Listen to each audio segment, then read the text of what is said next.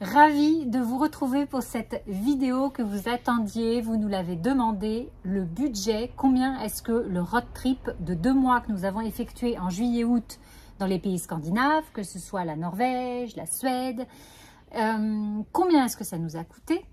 Alors, première chose à savoir, si vous nous rejoignez sur cette vidéo, c'est que déjà, pour effectuer ce road trip, il avait fallu que nous trouvions un moyen pour faire ce voyage parce que nous ne sommes pas propriétaires de camping-car, ni de van, nous n'avons pas de fourgon aménagé. Quand on s'est renseigné à l'époque sur la location d'un camping-car ou même d'un van, que ce soit chez des professionnels ou chez des particuliers, le camping-car, c'était grosso modo 8 000 €. Minimum. Hein. Minimum, hein, ouais, pour les 2 mois, juillet-août. Voilà. Donc, quand on a vu ces prix-là, on s'est dit que ce n'était pas possible et qu'il fallait qu'on trouve une autre solution. Du coup, on a eu l'idée de louer une camionnette que l'on loue généralement pour les... Le déménagement, un utilitaire en fait. Voilà, un utilitaire chez Leclerc. Alors, pourquoi Leclerc? Tout simplement parce que ça fait des années que l'on n'a plus de voiture personnelle. On a revendu les 2 voitures qu'on avait. On ne possède plus de voiture. Et on loue une voiture donc chez Leclerc depuis des années. Bref, on a décidé de louer la camionnette chez Leclerc. Si vous avez envie de voir un petit peu l'aménagement de ce fourgon qu'on a fait en une semaine, quelques jours, oui, même oui. pas. Hein. Enfin si, on va dire quand même moins d'une semaine. Moins d'une semaine, voilà. Sans toucher à la structure du camion, sans rien percer, parce qu'il fallait bien évidemment rendre la location à la fin de notre périple. Eh bien, je vous mets le lien hein, vers la vidéo où vous avez la visite guidée du fourgon. Du fourgon. Alors, on va commencer justement par ça, la location du fourgon. Donc, c'était un 15 mètres cubes. 15 mètres cubes. Donc, on avait choisi ce volume-là par rapport à la hauteur à l'intérieur de l'habitacle à l'arrière pour que je puisse tenir debout. En sachant que tu mesures 1,90 m. Voilà. Donc, c'était le 15 mètres cubes qui s'y prêtait le mieux. Et aussi parce qu'on avait sur nos plans estimé que nos lits plus le lit de notre enfant et le reste à vivre en volume, eh bien le 15 mètres cubes était parfait. Alors, petit aparté, parce que quand même, on s'est rendu compte d'un précédent test dans un camping-car qui n'était pas adapté au final pour nous, que le lit et le sommeil étaient quelque chose de capital pour nous. Du coup, quand nous, on est parti en road trip, là, on est quand même parti avec un lit, un grand lit. Un vrai lit. Un vrai maxi-lit quand même. Ah, oui. Ça fait 180 par 200. Par 200. 180 de large, c'est 2 matelas de 90 par 200 de long. Donc, c'était vraiment notre lit de maison qu'on a aménagé, enfin qu'on a transporté dans le fourgon. C'était quand même assez royal. Ah mais c'était très confort. Et notre garçon, lui, il avait son lit de maison aussi, de 90 par 200. Donc tout ça embriqué l'un au-dessus de l'autre. Si jamais vous regardez la vidéo de l'aménagement, vous verrez, eh bien, a permis dans le 15 mètres cubes de loger tout ce petit monde. Et donc la location que du camion pour les 2 mois, c'était 900 € parce que de mémoire, c'était 15 € la journée. Donc là, on a juste l'appareil, on a le camion. On a le camion avec l'assurance. Avec l'assurance, bien sûr. Hein, oui. Voilà, l'assurance. Et là, chez Leclerc, on pouvait justement, on avait l'assurance comprise en Norvège, en Suède. Là aussi, il faut se renseigner, bien entendu. En Union européenne, on pouvait se déplacer. On pouvait se déplacer. Ce qui fait qu'après s'ajoute à cela les kilomètres, parce que quand on loue un véhicule, on paye le coût du véhicule à la journée et après, on a un tarif par rapport au kilomètre. Donc, nous avons parcouru 9 577 kilomètres. Et cela, à 0,23 € le kilomètre, ça nous revient à 2202 € de kilomètre. Donc là, rien que le véhicule, ça nous a coûté 3100 € de véhicule. Alors, souvenez-vous de ce qu'on a dit au début. Un camping-car, juste le camping-car, c'était 8 000 €. 8 000 €. Alors là, bien sûr, il faudrait prendre en compte le budget aussi d'aménagement du fourgon. Du fourgon, en sachant qu'on a acheté, si vous regardez la vidéo, on a acheté beaucoup de choses d'occasion, hein, vraiment les meubles d'occasion. Enfin voilà, on a essayé de s'équiper vraiment moins cher possible. Je pense qu'en étant tout à fait honnête, en maximum 200 €. Oui, je pense. Mais vraiment maximum, parce que là je vois large, maximum 200 €, on avait l'aménagement du camion. Voilà. Donc on va dire 3300 de camion, contrairement à un camping-car ou un van aménagé pour 2 mois à 8 000 € minimum. Alors ça c'est pour la partie donc utilitaire. Après bien sûr le gros budget quand on part en road trip et surtout en ce moment avec l'inflation et le prix de l'envol de l'essence, il y a le budget essence. Et oui, le carburant. Et surtout que quand nous étions en Norvège, en France, on était plutôt à du 2 € le litre. Nous, c'était du 2,45 € le litre. Donc, ce qui fait qu'on a un budget essence à 1721 €. Donc là, ça regroupe vraiment tous les pleins qu'on a fait du départ jusqu'à l'arrivée. Donc, au final, j'ai envie de dire, c'est pas trop mal vu les 9577 km parcourus. En sachant que, voilà, on s'est pas pris la tête à aller chercher la pompe la moins chère et tout, surtout en Norvège, en Suède, dans les pays comme ça, on trouve une station-service, on y va. Voilà. On était plutôt en mode sécure plutôt que de vouloir gagner 10 centimes sur un plein. Donc, bon, on a fait comme ça. Ce qui fait que c'est peut-être encore, là on est beaucoup dans les chiffres hein, et ça peut intéresser certaines personnes, mais moi j'ai trouvé ça quand même intéressant de savoir la consommation en fait du véhicule. Eh bien, j'avais mis à 0 tous les paramètres du véhicule avant notre départ et j'ai pris les informations à la fin. Et ce qui fait que dans les paramètres du tableau de bord, on a notre consommation moyenne sur le trajet sur lequel on lui a demandé de commencer à 0 et au moment où on s'arrête. Et donc on a une consommation d'essence de 7,8 litres au 100. Et je pense que pour un volume de 15 mètres cubes comme ça, un petit peu, chargé, oui, on n'était pas plein, mais chargé, je pense que c'est quand même très raisonnable. Et c'est l'avantage donc d'avoir loué un véhicule très récent où les moteurs sont sûrement de meilleure qualité termes de consommation, parce que là je trouve que 7,8 litres au 100, c'est pas mal. Donc en tout cas, ça nous a permis, nous, de nous y retrouver dans nos comptes. Avec une moyenne au kilomètre de combien au kilomètre-heure? J'ai trouvé ça sympa de savoir à combien... Quelle était notre vitesse moyenne? Et c'est ça, quelle était notre vitesse moyenne? Ça veut dire que si jamais on roulait toujours à la même vitesse à partir du moment où on mettait le contact, on a fait tout notre trajet à une vitesse moyenne de 58 km/h. Donc, en ville, c'est rapide. Mais sur les routes rapides, on se traîne. Donc voilà, voilà, c'est un chiffre un petit peu sympa de se dire que avec les différentes phases, soit autoroute, soit route très étroite, où on était vraiment limite qu'en première, voilà, on a une moyenne de 58 km/h. Et au total, combien d'heures de route? On a roulé 164 heures et des poussières, mais voilà, j'ai retenu le 164 heures de route. Ça aussi, ça laisse réfléchir. Hein. Ouais, ça fait beaucoup finalement. Ça fait beaucoup, ouais, ça fait beaucoup sur ces presque 2 mois. Mais ouais, donc petit calcul à faire, c'est vrai que j'ai pas fait, donc je vais pas m'amuser à tenter un calcul de tête maintenant, mais vous faites les 164 heures divisé grosso modo par 60 jours pour les 2 mois, et vous voyez un petit peu le nombre d'heures parcourues par jour. Au final, on les voit pas vraiment passer, quoi. Enfin, non, il n'y a que sur les grosses journées. Ouais, il y a que sur les grosses journées. On n'a pas fait beaucoup des grosses journées route, et tant mieux. Enfin, c'était pas notre objectif. Ouais, non, complètement. Donc ça, on a fait le camion, l'essence, les péages. Du coup, on a quoi? Non, on n'a pas fait les péages. On a fait les kilomètres et l'essence. C'est ça. Alors les péages, parce que bien évidemment, il y a des péages. Voilà, on a pris des ferries, on a pris des ponts. Le pont entre le Danemark et la Suède est un pont payant. Ouais. On a pris aussi des péages en France. Enfin voilà, à différents endroits. Et on en a pour 512 € de péage sur l'ensemble du trajet. Parking. Ensuite, les parkings. Effectivement, quand on dit parking, c'est par exemple, je me souviens à Oslo, on a dû payer un parking pour pouvoir stationner plusieurs heures dans la capitale. Donc voilà, quand on dit parking, c'est vraiment quand on a dû payer pour un stationnement. Et souvent, c'était dans les grandes villes. Donc là, il y en a eu pour 27 € de parking au total. On a vraiment limité, on a très peu payé. En fait, je crois que c'est le seul. Hein. Ouais, on a fait très peu de grandes villes. Enfin voilà, c'est vrai que c'est toujours délicat les grandes villes quand même quand on est en road trip. Ensuite, au niveau du camping, parce qu'au départ, quand on a prévu ce road trip, on s'est dit que peut-être on s'arrêterait dans quelques Airbnb, histoire de prendre une bonne douche, d'être en mode un peu plus confort, voilà, un peu plus de confort. Et puis au final, il s'est avéré que les logements qui étaient disponibles sur juillet-août étaient hors de prix. Enfin, 200, 250 € la nuit. Et puis, il n'y en avait pas beaucoup. Hallucinant. Donc, c'était pas possible. Clairement, c'était pas possible. Donc, on a opté pour des campings.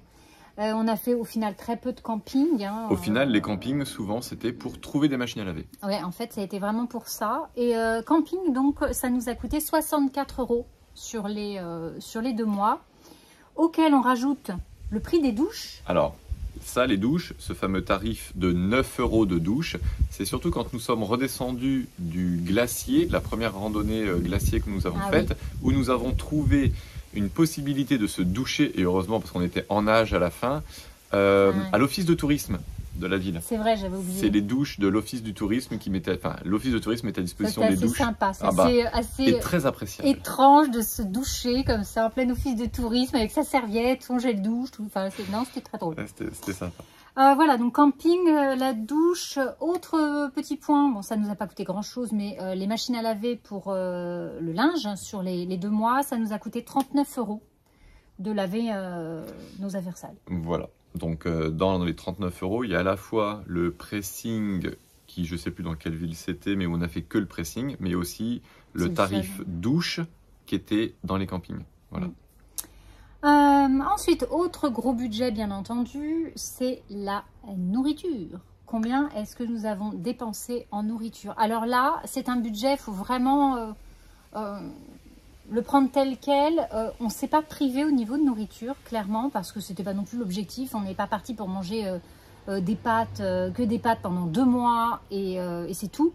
On a quand même fait des restaurants, on a essayé de se faire plaisir tout en étant et nous sommes partis aussi déjà avec des réserves. Oui, bon, j'avais pas mal de réserves de chez Coro. Hein, si vous avez suivi les vlogs ou en story, vous avez vu hein, que j'avais commandé des grandes quantités chez Coro. D'ailleurs, ça a été top. Franchement, ça a été topissime d'avoir ça en réserve. D'avoir de la semoule surtout, ça par exemple, ce genre de choses qu'on réchauffe très très vite. Et puis on achetait du frais sur place. Je pense que ça, c'était oui, puis voilà, c'était bien. Il y a un moment donné aussi, on avait beau avoir des réserves, c'était quand même des réserves qui nous servaient principalement pour se nourrir, mais aussi au cas où on ne trouverait pas. Mais on voulait aussi un petit peu s'imprégner de la culture culinaire, et quand on a très vite compris que c'était très américanisé, Noah, lui, il a été fan de la nourriture des locaux, donc voilà, il est vrai qu'on s'est aussi... c'est pas parce qu'on avait des stocks qu'on s'est dit on ne fait que les stocks. Par contre, c'est vrai, on vous dit, on entend partout, si vous voulez faire le road trip en pays scandinave, la vie est chère, la nourriture est chère. C'est quand même très très cher. Donc au niveau budget nourriture qui comprend les restaurants, on en a eu pour 1273 €. Pour vous donner une petite indication au niveau du prix, on a fait un restaurant à Stockholm. Stockholm, on a pris un plat par personne et un jus d'orange. Pour nous 3. Un jus d'orange pressé, frais, qui était délicieux. On en a eu pour 50 €. Voilà. Donc, ça vous laisse quand même un petit aperçu des prix de ce que ça peut donner. Donc, 1200 €, 1273 € au niveau de l'alimentation. Ensuite, on rajoute quoi quand on s'est promené? Les déplacements, souvent dans les grandes villes, en métro ou en tram. Parce qu'on mettait le camping-car là où on pouvait le mettre, et après on se déplaçait dans le centre-ville avec les moyens de la ville. Et donc là, au total, on en a eu pour 64 €. Donc je crois qu'il y a eu Copenhague, Oslo, Stockholm. Oslo, on n'a même pas pris le métro Oslo. Bergen, on a pris le tram. Le funiculaire aussi, peut-être. Ouais, enfin oui, voilà, bon. Ouais, 64 € pour principalement les grandes villes. Voilà. Ensuite, dans les autres frais que nous, on a eu, parce que ça nous est arrivé, mais... c'est notre voyage avec nos accidents. Avec moi, bien sûr, hein, voilà, avec ma patte folle. Donc, je me suis tordu la cheville pour une 2e fois lors de ce road trip. La première fois, c'était en Espagne. Et du coup, nous avons fait connaissance avec l'hôpital norvégien. Voilà. Charmant, sympathique, des gens... qu'on peut privatiser à tout moment. Très bien. C'est ce qui nous est arrivé. Nous étions les seuls à l'intérieur. C'était formidable. Même les urgences ont dû ouvrir leurs portes exceptionnellement pour nous. Donc, enfin, bref, on en a eu pour 72 € pour... radio et consultation. Voilà. Et Attel. En fait, je pense que c'est l'Attel qui coûte le plus cher dans le lot. L'Attel, à mon dans les 72 €. Donc ça, vous pouvez le retirer éventuellement de votre voyage. D'ailleurs, je vous le souhaite. Je vous le souhaite, oui. Ensuite, tout ce qui est partie loisirs, autres, c'est-à-dire quand on a payé parce que sur le trajet, on a été à Legoland au Danemark, qui est super sympa. On a fait un grand zoo aussi en Belgique. Bon, puis d'autres choses. On a été dans le village viking. Il y a le village viking. Donc, c'est toutes les activités vraiment de loisirs, de divertissement, aussi les petits souvenirs. Alors, nous, on n'est pas des fans de souvenirs matériels, mais par exemple, le petit porte-clés ou la paire de gants, tout ça, ça fait partie de ce qu'on appelle autres et loisirs. Mais disons que le budget, là, il est de 580 €. Mais voilà, dans les 580 €, il y a quand même l'entrée à Legoland qui n'est pas donnée. Ah ouais, ça c'était cher. Plus le zoo qui était c'est les deux aussi, choses les plus chères, entre guillemets, qu'on ait faites. Ouais. Après, c'est quand même beaucoup plus accessible. Et c'est sûr que quand on va en pays scandinave, enfin, nous, on y allait vraiment pour la nature. Et voilà, les parcs nationaux, tout ça, c'est gratuit. Donc, on y va, on se fait plaisir et c'est cool. Voilà. Alors, du coup, au total, qu'est-ce que ça nous a coûté, ce petit voyage? Nous avons en fait deux coûts du voyage. Parce qu'on a le coût réel total dépensé. Mais comme on a mis aussi notre appartement en location pendant l'été, on a reçu de l'argent pour cette location. Donc, on va faire le calcul avec les deux données, à savoir le coût total de c'est à peu près 2 mois. Et après, on va déduire ce que l'on a gagné de Airbnb. Pour nous, ce que ça nous a permis de sortir réellement de notre poche. Le coût, on va dire, pour nous des vacances. Donc, le voyage, quand on additionne toutes les dépenses, il y en a eu pour 7 463 €. Arrondissons, allez, 7 500. 7 500 de voyage. Donc, je vous rappelle que juste le camping-car ou le van aménagé professionnel ou particulier en location, c'était minimum 8 000. Donc sur là, la période de juillet-août, forcément, hein, vous savez bien que c'est la période la plus demandée. Donc, voilà. Donc 7 500. Voilà, 7 500 auquel nous, parce qu'on a pu mettre notre appartement en location cet été, on peut retirer 3 400 €. On a, nous, récupéré 3 400 € de la location, ce qui nous fait un coût des vacances de 4 000 €. Donc, on a ces 2 mois de vacances nous ont coûté 4 000 €. 4 000 €, on arrondit sur 8 semaines. Hein. Voilà. 8 semaines, hein, c'est à peu près ça. Hein. Et on va, pour essayer que ça soit peut-être plus parlant, par jour. Combien ça nous a coûté en final par jour? Donc là, le chiffre que je vous donne, c'est pas avec nos arrondis qu'on est en train de vous annoncer, mais c'est avec les fameux coûts réels. Hein. Le coût de nos vacances réel est de 4 058 €. Et donc par jour, ça représente à peu près 78 €. Et si on veut être encore plus précis, pour que vous puissiez comparer par rapport à des vacances que l'on peut voir, où souvent c'est par personne, eh bien nous, ça nous a coûté 26 € par jour et par personne. C'est-à-dire qu'on est 3 personnes, on a dépensé pendant 2 mois, tous les jours, 26 € par personne. Et dans ces 26 €, vous avez l'alimentation, le transport, l'essence, les loisirs, les services, tout. 26 € pour tout. Donc je pense qu'on s'en sort très bien. Ouais, je pense qu'on s'est plutôt bien débrouillé sans se priver, Ouais. sans être dans l'exagération. Voilà, etc. ni dans la privation. Voilà, la privation. Oui. Donc non, on était bien. Franchement, donc au final, voilà, ça fait un budget qui reste raisonnable pour l'expérience oui. de vie et la durée, quoi. Bah oui, parce que c'était quand même pas 2 semaines. Hein. Et beaucoup de personnes nous ont dit, mais combien vous aviez budgétisé? Au final, en fait, on n'avait rien budgétisé. On était parti en se disant, bon, on sait qu'on a la location, avec notre estimation de combien va nous coûter rapidement à la louche la location du camion, les kilomètres qu'on va faire, à peu près l'essence, à peu près la nourriture. On s'est dit, bon, on devrait s'en sortir, mais on n'avait pas vraiment précisément budgétisé. Mais là, au final, 26 € par personne par jour, je pense que c'est un bon budget. Et on vous encourage. En tout cas, nous, ça a été vraiment une grande expérience. Et nous, on l'a faite pour aller dans les pays scandinaves. Juillet-août, on n'a pas eu chaud, on n'a pas souffert de la chaleur et c'était très bien. Mais ça peut aussi être une expérience que vous pourriez tenter en France. On n'est pas obligé de partir à l'autre bout du monde. Louer un camion, aménager sommairement comme ça, une camionnette, et puis faire du coup beaucoup moins de kilomètres, ça ferait beaucoup moins de frais. Mais tout ça est un peu proportionnel, on va dire. Exactement. Si la durée est moins longue, si les kilomètres sont moins nombreux, il y a moins d'essence, il y a moins de kilomètres, il y a moins de dépenses, j'allais dire superflues, mais non, mais en dehors du strict minimum vital. Enfin voilà, Donc non, c'est un bon système D qui nous a bien plu. Et si jamais vous avez envie de voir le bilan, ce qu'on en a tiré, on a répondu à pas mal de questions, à savoir comment on avait vécu aussi dans le fourgon, sans avoir de fenêtre, sans aération, etc. Je vous mets aussi le lien pour aller découvrir la vidéo questions-réponses. Vous aurez peut-être d'autres réponses à vos interrogations. Exactement. Bon, on a été content de partager tout ça avec vous. On vous dit à très bientôt. Bye.